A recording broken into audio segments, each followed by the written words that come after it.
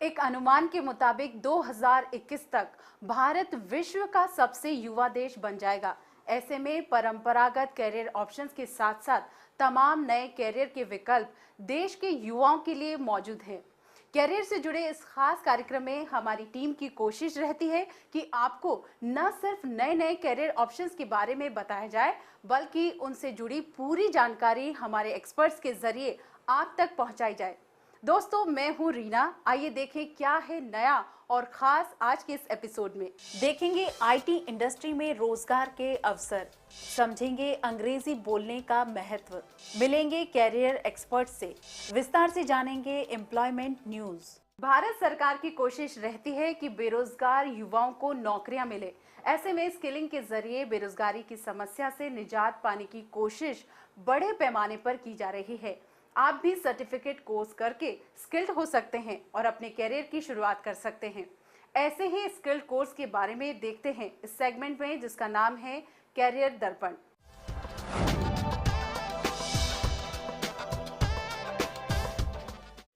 भारत सरकार ने योग्यता को निखार कर रोजगार दिलाने की जो शुरुआत की है, उससे बहुत से युवाओं को राहत मिली है।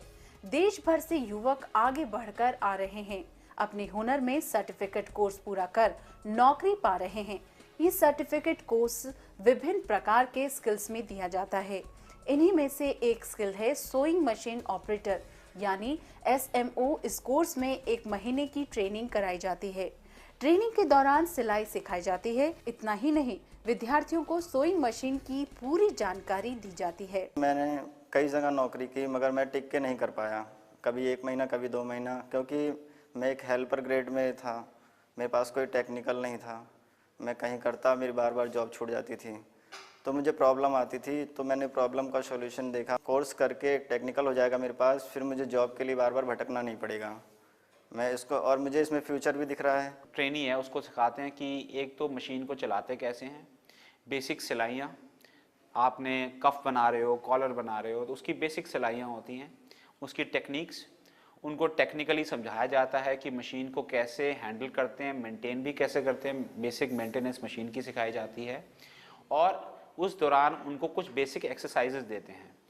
उन एक्सरसाइजेस से ये जो ट्रेनी होता है उसको पता चलता है कि कैसे क्या क्या काम करने हैं, किस सीक्वेंस में करना है। और ट्रेनिंग के 1 महीने, तकरीबन लगभग 1 महीने की ट्रेनिंग होती है। उस 1 महीने के ट्रेनिंग के एंड में उन्हें एक टेस्ट दिया जाता है जिसमें उनकी कुशलता हम जांचते हैं। और जब वो एक सर्टेन लेवल पे, मतलब एक स्पीड से काम कर सकते हैं, एक क्वालिटी से काम कर सकते हैं, तो उनको कंपनी में, इंडस्ट्री के अंदर प्लेस कर देते हैं। रेडीमेड गारमेंट्स की इंडस्ट्री भारत में दूसरे स्थान पर है, जो देश की GDP में अच्छा योगदान दे रही है। इससे ये साफ जाहिर होता है कि आज के वक्त में सोइंग मशीन ऑपरेटर की इंडस्ट्री में कितनी जरूरत है। अपैरल और टेक्सटाइल इंडस्ट्री हिंदुस्तान में एग्रीकल्चर के बाद सबसे बड़ी इंडस्ट्री है और इस इंडस्ट्री में करंटली अभी कम से कम 2 से 3 करोड़ लोग डायरेक्टली इनडायरेक्टली काम कर रहे हैं। ये इंडस्ट्री एक्सपोर्ट लेड भी है और डोमेस्टिक भी है और आने वाले समय में, क्योंकि ये बड़ी लेबर इंटेंसिव इंडस्ट्री है, इसमें कामगारों की बड़ी ज़रूरत है, तो जो लोग अभी इस इंडस्ट्री में ज्वाइन कर रहे हैं उनके लिए बहुत सारी अपॉर्चुनिटीज़ हैं। जैसे जो भी सिखाया जाता है, इनको बेसिक सुइंग मशीन, एक सिलाई की मशीन पे काम करना सिखाया जाता है। वो करीबन 1 से 1.5 महीने में सीख जाते हैं और एक एंट्री लेवल पे कंपनी में इनको आराम से नौकरी मिल जाती है। और जैसे आपकी कुशलता आगे बढ़ती है, आपको एक्सपीरियंस मिलता है, तो इंडस्ट्री के अंदर लोग सीनियर टेलर बन जाते हैं। फिर उनमें से कुछ जिनमें ज़्यादा अच्छी काबिलियत है वो सुपरवाइज़र, लाइन सुपरवाइज़र बन जाते हैं।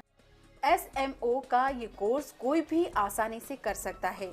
इसके लिए आपको बस 5वीं पास होना जरूरी है। अगर आप घर में रहने वाली हाउसवाइफ हैं, तो भी इस स्किल में अपने भविष्य की शुरुआत कर सकते हैं। इस सर्टिफिकेट कोर्स की कीमत भी ज्यादा नहीं है और कोर्स के बाद नौकरी की संभावनाएं भी बढ़ जाती है। ये इंडस्ट्रियल सोइंग मशीन होती है, जिसमें गारमेंट हाउस होते हैं जहाँ 1000 मशीन, 2000 मशीन लगी होती हैं और फॉरेन कंट्री के काम होते हैं। तो जो इनका ऑर्डर होता है वहाँ पे असेंबली सिस्टम में काम होता है, पार्ट वाइज, कि आपने ये करना है, आपने ये करना है, आपने बेसिक शर्ट बनाना है, तो एक ऑपरेटर नहीं बनाएगा, इसमें कम से कम 40 ऑपरेटर होंगे। स्टार्ट पीछे से होगा और एंड में फिनिश हो जाएगा। इस कोर्स के बाद एंटरप्रेन्योरशिप यानी खुद का व्यापार शुरू करने की पहल भी की जा सकती है। अच्छा इंडस्ट्री एक्सपीरियंस प्राप्त करने के बाद आप खुद का बिजनेस शुरू कर सकते हैं, यानी ये स्किल आपको कम पूंजी में भी सफल बना सकता है। एंटरप्रेन्योरशिप इस इंडस्ट्री में बहुत अच्छी अपॉर्चुनिटी है। आप जैसे देखिए, आप एक छोटा सा 20 या 25 लोगों का कारखाना शुरू कर सकते हैं जो सिलाई कर सकता है। जैसे शर्ट बना रहे हो आप, ड्रेस बना रहे हो, तो बड़ी पूरे हिंदुस्तान में इतनी रिक्वायरमेंट है कि जिस पर्सन में थोड़ी काबिलियत है, एंटरप्रेन्योरशिप का थोड़ा बेंट ऑफ माइंड है, उनको उसमें रुचि है, वो अपना छोटी सी पूंजी में, इसमें ज़्यादा पूंजी नहीं लगती, आप अगर सीख सकते हैं, मेहनत कर सकते हैं और काबिलियत है, तो इसमें एंटरप्रेन्योरशिप की बहुत अपॉर्चुनिटीज़ हैं। और अगर आप देखोगे आज जो उद्योग बने हैं गारमेंट इंडस्ट्री के, वो इन्हीं छोटे छोटे कारखानों से बनकर ही बने हैं, जो अगले जिन्होंने जहां आप सैकड़ों लोगों को रोजगार मिलता है। आप जिस सुनहरे कल की कल्पना करते हैं वो अब पूरा हो सकता है। भारत सरकार की इस पहल से आप भी अपना भविष्य मजबूत बना पाएंगे। अंग्रेजी बोलना आजकल बहुत ही महत्वपूर्ण हो गया है। बिना अंग्रेजी बोले किसी कंपनी का इंटरव्यू पास करने में कठिनाई आती है। इसीलिए जरूरी है कि आप अंग्रेजी पर अच्छी पकड़ रखें। कैसे करें खुद से इंग्लिश बोलने का अभ्यास, देखेंगे कैरियर मंत्रा में।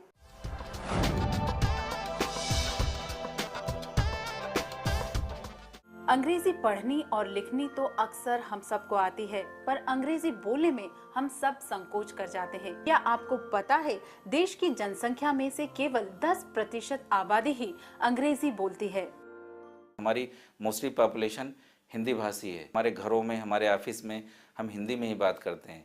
लोगों को इंग्लिश आती भी है, लेकिन हेजिटेशन की वजह से वो बोल नहीं पाते हैं। इंग्लिश कम्युनिकेशन आज के टाइम में बहुत इंपॉर्टेंट है। किसी भी फील्ड में, हम फार्मा फील्ड में बात करें या सॉफ्टवेयर फील्ड में बात करें या एक्सेट्रा एक्सेट्रा, हम किसी भी फील्ड में अगर जाके बात करें तो कम्युनिकेशन स्किल्स के बिना हम किसी भी लाइन में या किसी भी फील्ड में प्रोग्रेस नहीं कर सकते।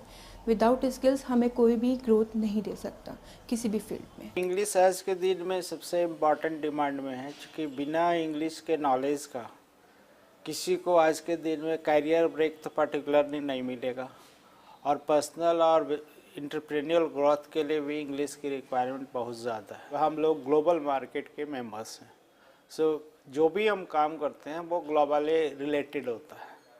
तो ग्लोबली रिलेशन में क्या होता है कि लैंग्वेज प्रॉब्लम आती है, एंड इंग्लिश एक ऐसा लैंग्वेज है जो हर कोई बोलता है, समझता है।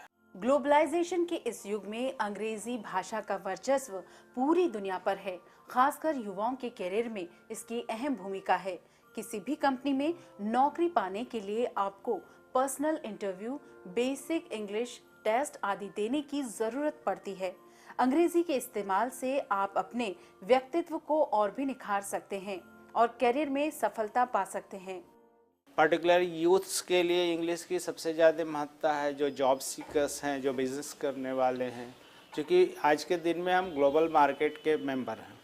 तो ग्लोबल मार्केट में हमारा लैंग्वेज का बैरियर्स बहुत ज़्यादा आता है, और इंग्लिश ही एक ऐसा लैंग्वेज है जिसको हर कोई बोल और समझ लेता है। इतने ज़्यादा कॉम्पिटिशन्स आ चुके हैं कि उस लाइन में अपना सेक्टर, अपना लाइन, अपना फ्यूचर ग्रोथ करने के लिए हमें इंग्लिश कम्युनिकेशन बहुत ज़रूरी है। हम अगर फॉरेन कंट्रीज़ की बात करें तो आज के टाइम में हमें बहुत ही अपॉर्चुनिटी मिलती है बाहर वर्किंग के लिए, लेकिन उसके लिए भी हमें बहुत से एग्ज़ाम्स क्लियर करने पड़ते हैं, लाइक टफल हो गया या आइल्स हो गया। वो बहुत इंग्लिश टफ कंपटीशन होता है, उसके लिए बहुत हार्ड कम्युनिकेशन स्किल्स अपने अच्छी होने चाहिए। इंटरव्यूज़ में जो भी होते हैं इंटरव्यूअर, जो एम्प्लॉयर होते हैं, वो आपके कम्युनिकेशन लेवल को चेक करते हैं, और आज के दिन में जो कम्युनिकेशन लेवल है वो सबसे ज़रूरी लेवल है, वो इंग्लिश की फ्लुएंसी है।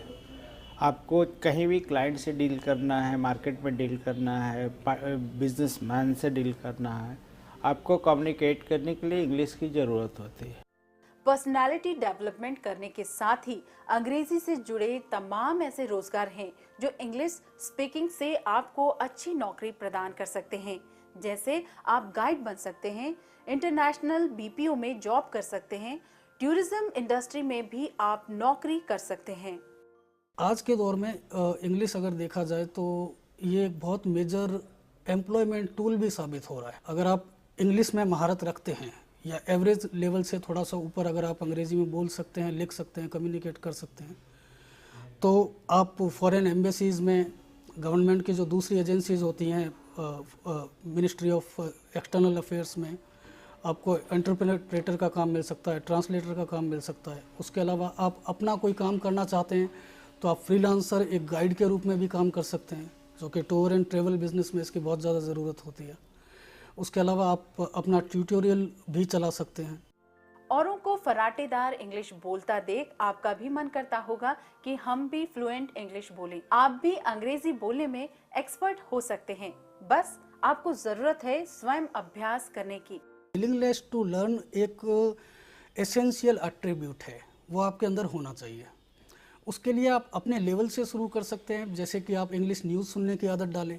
उससे आपको जो अंग्रेजी की टर्मिनोलॉजीज़ हैं, जो वोकेबलरी है, वो सुनने की आदत पड़ेगी, तो आपकी जान पहचान बढ़ेगी इंग्लिश से।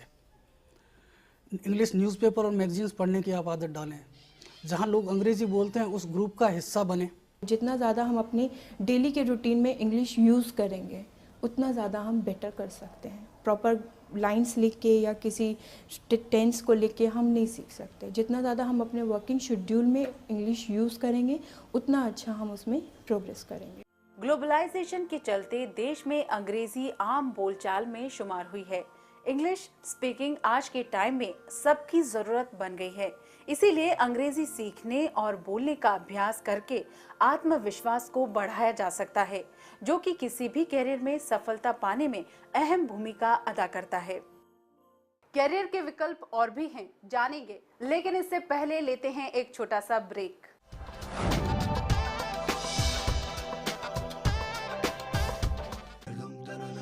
One day, my classroom will have no boundaries. One day, I will soar on the wings of global knowledge. One day, I will be surrounded by ideas from across the world. One day, I will make our world a better place. One day, I will be at Sharda University. The world is here at Sharda University. Where are you?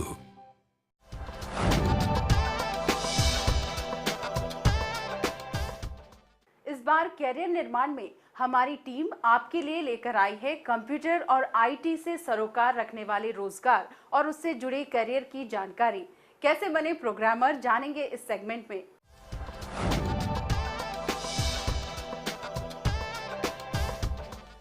Engineering के क्षेत्र में career कई trade में बनाया जा सकता है। इसी में से एक है कंप्यूटर साइंस और आईटी का फील्ड। बढ़ती हुई टेक्नोलॉजी के साथ साथ इस इंडस्ट्री में अधिक जॉब क्रिएट हो रहे हैं। इतना ही नहीं, आज के वक्त में सीएस और आईटी इंजीनियर्स की डिमांड भी सबसे अधिक है। इंफॉर्मेशन टेक्नोलॉजी में प्रोस्पेक्ट जो हैं जॉब्स के और करियर डेवलपमेंट के हमेशा बढ़ते ही जाएंगे, क्योंकि आज की डेट में आप कोई भी काम करना चाहें तो उसमें कंप्यूटर है। चाहे कि वो छोटा सा छोटा एक फ़ोन क्यों ना हो, या कोई भी अपने घर में कोई भी आप आज इक्विपमेंट ख़रीदते हैं, चाहे वो एक डीवीडी हो या एक कंप्यूटर हो, या हर चीज़ के अंदर कंप्यूटर फिट है। CSC IT basically computer science information technology होती है, और इसमें बच्चे कंप्यूटर साइंस के बारे में इन डेप्थ नॉलेज गेन करते हैं। इसके बारे में स्टडी करते हैं कि व्हाट इज़ कंप्यूटर साइंस क्या है, इसके डिफरेंट फील्ड्स क्या हैं। डिफरेंट फील्ड्स मीन्स नेटवर्किंग है, हार्डवेयर है, या फिर चिप प्रोग्रामिंग है। ये सब कंप्यूटर साइंस के अंदर आता है। कंप्यूटर साइंस और आईटी के कोर्सेज में विद्यार्थियों को कंप्यूटर हार्डवेयर और सॉफ्टवेयर की पढ़ाई कराई जाती है। तेजी से डेवलप होती आईटी फील्ड के लिए उनको कंप्यूटर लैंग्वेजेस जैसे C++, जावा, ओरेकल सिखाई जाती है और कंप्यूटर हार्डवेयर के बारे में भी बताया जाता है। कंप्यूटर साइंस के अंदर फिर अलग अलग स्ट्रीम्स होती हैं कि नेटवर्किंग होती है, सॉफ्टवेयर होता है और चिप प्रोग्रामिंग होती है। नेटवर्किंग के अंदर जो भी नेटवर्किंग होती है जिसमें टेलीकम्युनिकेशन आ जाता है कि आप नेटवर्क कैसे सेटअप करते हो। सॉफ्टवेयर्स के अंदर आप प्रोग्राम्स बनाते हो, वेब बेस्ड प्रोग्राम्स बनाते हो, विंडोज बेस्ड प्रोग्राम बनाते हो डिफरेंट लैंग्वेजेस के अंदर। जैसे स्टार्टिंग में बेसिक में होता है C++, विजुअल बेसिक, और अभी जैसे .NET अभी मार्केट में बूम पे है, Java. These are the software languages and the chip programming, जिसके अंदर आप एक प्रोग्राम बनाते हो बेसिकली कुछ रोल लैंग्वेज, मशीन लैंग्वेज में, और उसको चिप में इंटीग्रेट करते हो। ये क्षेत्र पूरी तरह से प्रोग्रामिंग पर निर्भर करता है। कोर्स की पढ़ाई के दौरान आपको अनेक प्रकार की प्रोग्रामिंग के बारे में पढ़ाया जाता है। इनमें मास्टर बनकर आप अच्छा कैरियर बना सकते हैं। प्रोग्रामिंग कई टाइप की है। जो इन्फॉर्मेशन टेक्नोलॉजी का जो करियर है उसमें जो हम बात करते हैं, एक प्रोग्रामिंग का जो करियर के बारे में हम बात करते हैं, तो प्रोग्रामिंग कई तरीके की होती है। एक हो गई आपकी डिवाइस प्रोग्रामिंग हो गई, एप्लीकेशन डेवलपमेंट हो गया, वेब प्रोग्रामिंग हो गई, और सो हर चीज़ में प्रोग्रामिंग का इस्तेमाल है। सो प्रोग्रामिंग का जो स्कोप है वो हमेशा बढ़ता ही जाएगा, कम नहीं होगा। CSIT के प्रोफेशनल्स की अभी मार्केट में बहुत ज़्यादा डिमांड है। जैसे कि आप देख रहे हैं कि हर सॉफ्टवेयर कंपनी और government industries, even e-commerce applications सभी मोबाइल डिवाइसेस पर जा रही हैं। तो अभी CSE की जो भी डिमांड है मोबाइल की तरफ ज़्यादा हो रही है, और कम्युनिकेशन, सॉफ्ट कम्युनिकेशन जिसे हम बोलते हैं, rather than hard communication, means कि आप मेलिंग सिस्टम, आप किसी को कोरियर करते हैं, वो कम है, और सॉफ्ट कम्युनिकेशन, ईमेलिंग सिस्टम वो ज़्यादा है मार्केट में। और उसके भी बजाय आप सोशल नेटवर्किंग साइट्स जो हैं जैसे कि फेसबुक है, ट्विटर है, इसकी डिमांड है वो बहुत ज़्यादा है मार्केट में। किसी कॉलेज से बीटेक की पढ़ाई करने के बाद आप IT के क्षेत्र में अच्छी शुरुआत कर सकते हैं, लेकिन आप अच्छे प्रोग्रामर बनेंगे इस बात की गारंटी नहीं है। एक अच्छा प्रोग्रामर बनने के लिए आप में कुछ गुण होना बेहद जरूरी है। जब भी अपने करियर का आप चयन करते हैं, आप करियर का उस बारे में डिसाइड करते हैं, तो आप ये ना सोच के डिसाइड करें कि किस में आपको ज़्यादा पैसा मिलने वाला है, पर इस चीज़ को मान के चलें कि किस चीज़ में आपका इंटरेस्ट है, क्योंकि इस काम को आपने दिन में 8 से 10 घंटे करना है, और अगले कितने साल, 20-25 साल आपने कम से कम इसमें काम करना है। तो इसको मान के चलें। एक प्रोग्रामर बनने के लिए सबसे इम्पॉर्टेंट जो स्किल चाहिए वो है एनालिटिकल माइंड, कि आप चीज़ों को, सिचुएशन को एनालाइज कर सकें, और प्रॉब्लम सॉल्विंग स्किल चाहिए कि कोई एक प्रॉब्लम आपको दी जाती है तो उसका बेस्ट सोल्यूशन आप फाइंड कैसे कर सकते हैं, और उसको ही आपको फिर एक कंप्यूटर लैंग्वेज में ट्रांसलेट करना होता है। सेकंड चीज़ ये आप मान के चलें कि आपको एक जगह के ऊपर बैठ के 8 से 10 घंटे आप एक जगह बैठ सकते हैं या नहीं, क्योंकि कई ऐसे लोग होते हैं जिनको कुर्सी के साथ कंप्यूटर पे बैठना बहुत मुश्किल होता है। तो अगर आप ये सोचते हैं कि आप एक जगह बैठ के काम नहीं कर सकते हैं, तो आप कंप्यूटर प्रोग्रामिंग का काम नहीं कर सकते हैं। अगर आप में ये सब क्वालिटीज हैं तो आप भी इस क्षेत्र में अपने भविष्य की शुरुआत कर सकते हैं। अब वक्त हो चला है कैरियर काउंसलर से मिलने का। इस हफ्ते हमारे कैरियर एक्सपर्ट्स आपको बताएंगे क्यों जरूरी है जनरल स्टडीज की तैयारी करना। सामान्य अध्ययन तकरीबन हर परीक्षा में पूछे जाने वाला विषय है। कैसे करें इसकी तैयारी, आइए जानते हैं काउंसलर से।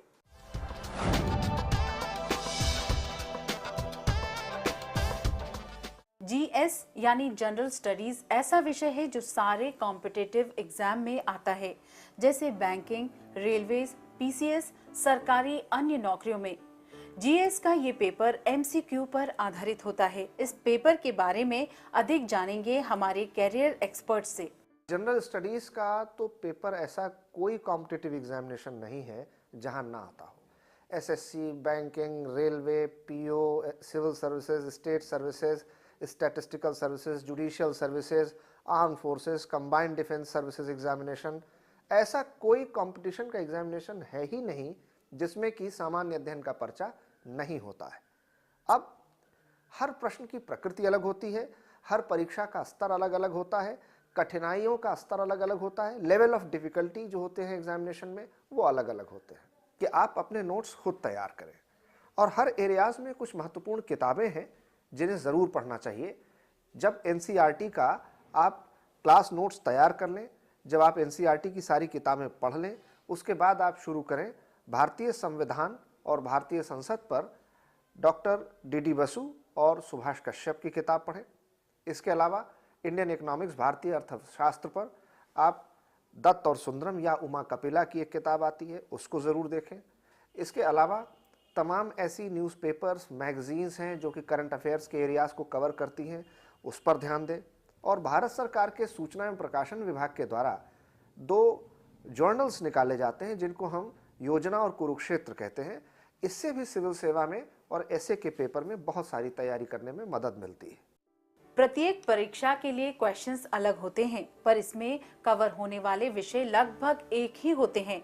यूपीएससी द्वारा संचालित प्री मेंस में भी इसका अधिक वेटेज होता है।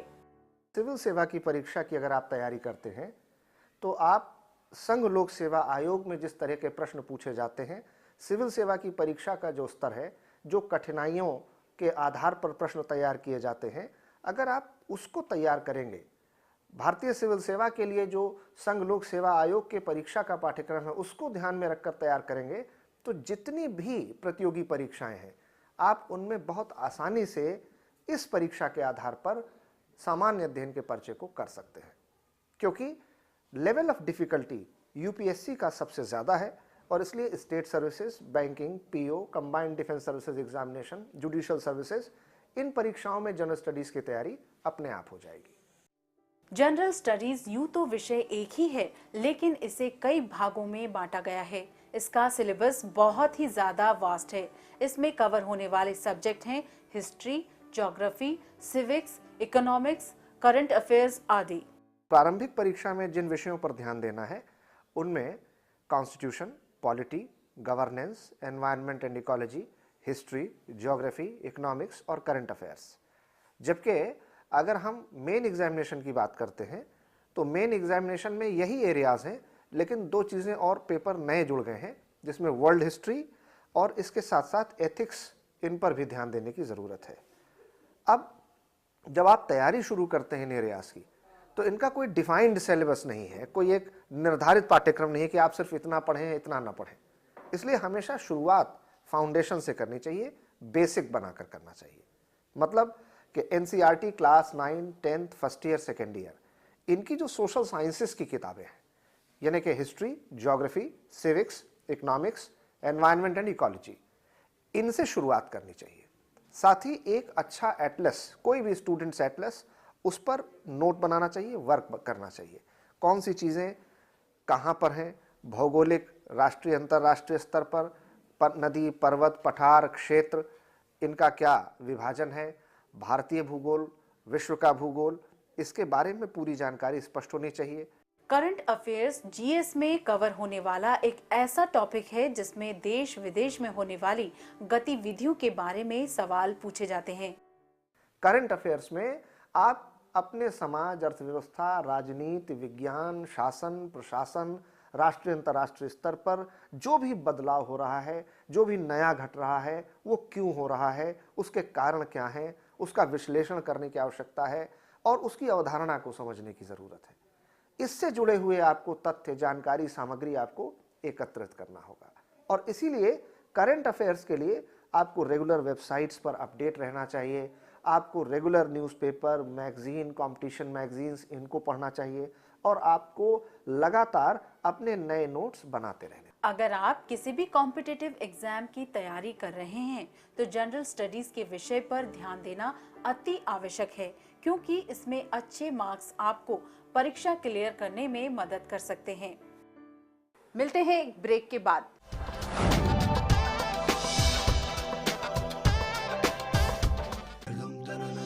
One day, my classroom will have no boundaries. One day, I will soar on the wings of global knowledge. One day, I will be surrounded by ideas from across the world. One day, I will make our world a better place. One day, I will be at Sharda University. The world is here at Sharda University. Where are you?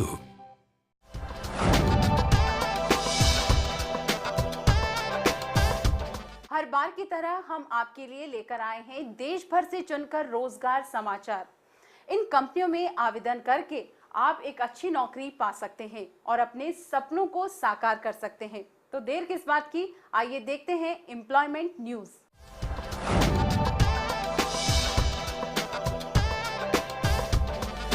East central railway sports quota के भीतर आवेदन आमंत्रित करता है। यदि आप basketball, handball, hockey आदि जैसे खेलों के प्लेयर्स हैं तो तुरंत अप्लाई करें। आवेदन करने के लिए अंतिम तिथि 13 जनवरी 2015 है। अधिक जानकारी के लिए वेबसाइट पर जाएं। Delhi metro rail corporation limited assistant manager आदि पदों के लिए आवेदन आमंत्रित करता है। आवेदक के पास पद अनुसार क्वालिफिकेशन होना जरूरी है। आवेदन करने के लिए 14 जनवरी 2015 से पहले वेबसाइट पर जाएं। मध्य प्रदेश स्थित पुलिस हेडक्वार्टर विभिन्न पदों के लिए आवेदन स्वीकार करता है। आपके पास पद अनुसार डिग्री होना जरूरी है। अधिक जानकारी या ऑनलाइन अप्लाई करने के लिए 14 जनवरी 2015 से पहले दी गई वेबसाइट पर जाएं। MESCOM यानी Mangalore electricity supply company limited में विभिन्न पदों के तहत रिक्तियां हैं। असिस्टेंट लाइनमैन के पद के लिए आवेदन करने हेतु आपके पास इलेक्ट्रिशियन के ट्रेड में सर्टिफिकेट कोर्स होना अनिवार्य है। अधिक जानकारी के लिए 14 जनवरी 2015 से पहले दी गई वेबसाइट पर जाएं। West Bengal state electricity distribution company limited यानी WBSEDCL assistant engineer assistant manager के पद के लिए आवेदन स्वीकार करता है। आवेदन करने के लिए अंतिम तिथि 9 जनवरी 2015 है। अधिक जानकारी के लिए इसकी वेबसाइट पर जाएं। मित्रों, हर हफ्ते आपके ईमेल्स का हमें बेसब्री से रहता है इंतजार, इसलिए हमें ईमेल्स करते रहिए। हमारा ईमेल आईडी है bckddnews@gmail.com। आप हमें हमारे फेसबुक पेज पर भी फॉलो कर सकते हैं। एपिसोड को दोबारा देखने के लिए आप हमारे यूट्यूब पेज पर भी जाकर सब्सक्राइब कर सकते हैं। आज के कार्यक्रम में बस इतना ही। अगले हफ्ते नए कैरियर ऑप्शंस के साथ फिर होगी मुलाकात। तब तक के लिए हमें दीजिए इजाजत। नमस्कार।